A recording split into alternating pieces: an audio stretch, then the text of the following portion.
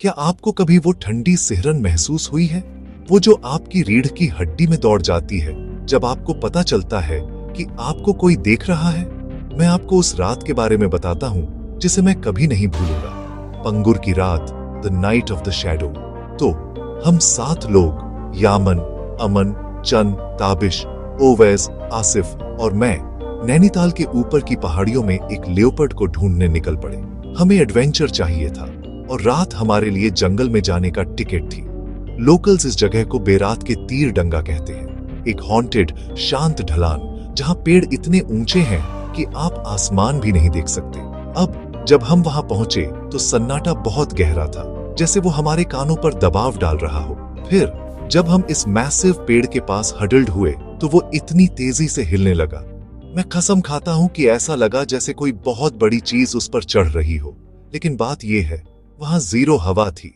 अमन ने अपनी torch light पेड़ पर डाली, लेकिन बीम बस गायब हो गई। किसी काले रंग की चीज ने उसे निगल लिया। चंद ने फुसफुसाया, did you guys see that? Something just moved. हम सब जम गए। पेड़ के पीछे से कुछ बाहर निकला, न इंसान न जानवर। उसकी आंखें नीली चमक रही थी, शरीर स्मोकी ब्लैक था, बदलता हुआ और बेजान। ताबिश, हमेशा बहादुर, बोला, I'll check it out. Maybe it's just an animal. वो पेड़ के पास गया और उसके पीछे गायब हो गया। अचानक हमें एक बोन चिलिंग चीख सुनाई दी।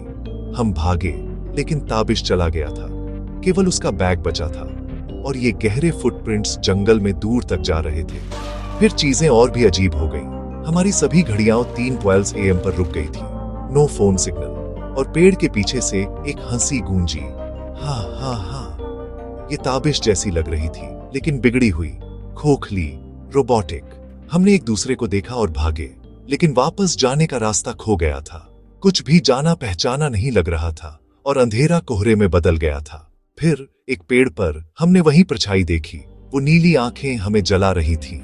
हम हिल नहीं पाए। परछाई फीकी पड़ गई। पीछे एक लकड़ी का लॉकेट छोड़ गई जिस पर ऐसे सिंबल्स खुदे थे जिन्हें हम में से कोई नहीं पहचानता था। किसी तरह हम नैनीताल वापस आ गए और वहां ताबिश था, हमारे कमरे में चुपचाप बैठा, बस बड़बड़ा रहा था, it wasn't a leopard, it was something else, it's still watching मी। उस रात के बाद से कोई भी बेरात के तीर डंगा के पास जाने की हिम्मत नहीं करता। क्या आप कभी उस जंगल में वापस जाएंगे, या आपको लगता है कि वो परछाई अभी भी वहां है, किसी नए का इंतजार कर रही है?